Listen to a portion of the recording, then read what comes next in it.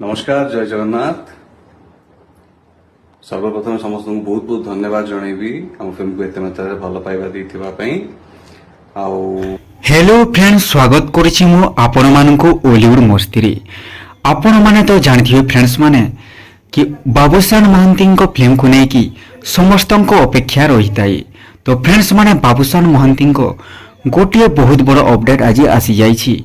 आपण माने जानथिबे बाबूशान महांती गोटे वर्ष हैला कोनोसी मूवी रिलीज करि नाहंती, किंतु आगामी रथ यात्रा रे 16 जुलाई रे बाबूशान महांती गोटे बहुत बड़ मूवीर अनाउंसमेंट करिवे, जहाँकि बाबूशान महांती फैंस मानक पई बहुत बड़ खुशीर खबर और ओलीवुड इंडस्ट्री पई मध्य बहुत बड़ खुशीर खबर।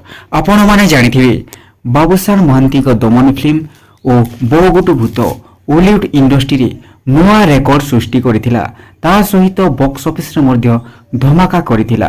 तो फ्रेंड्स माने बाबूशान महांती को आगामी मूवी बहुत बड़ बिग बजेट आकार रे तैयारी हेबो, जहार टाइटल तो ऑफिशियल अनाउंसमेंट करा जाय नहीं, किंतु ताहार टाइटल नवगुंजर बोली कहा जाउछि। तो फ्रेंड्स माने एही मूवी रे किछि बॉलीवुड एक्टर को आपण माने देखिबा को पाइबे। तो फ्रेंड्स माने 16 जुलाई पर्यंत आपण मानकु अपेक्षा करिबा को पड़िबो एही मूवी रो अनाउंसमेंट पाई। तो फ्रेंड्स माने एही मूवी रो टाइटल जहाँ शुणा जाउछि नवगुंजर रखा जिवो, जहाँ कि गोटे माइथोलॉजिकल फिल्म हेबाकु जाउछि। एही मूवी रे फ्रेंड्स माने बाबूशान महांती को एक्टिंग एक्शन सहित इमोशन भी देखा मिलिबो एमिति शुणा जाउछि। तो फ्रेंड्स माने आपण माने अपेक्षा करंतु जुलाई 16 पर्यंत।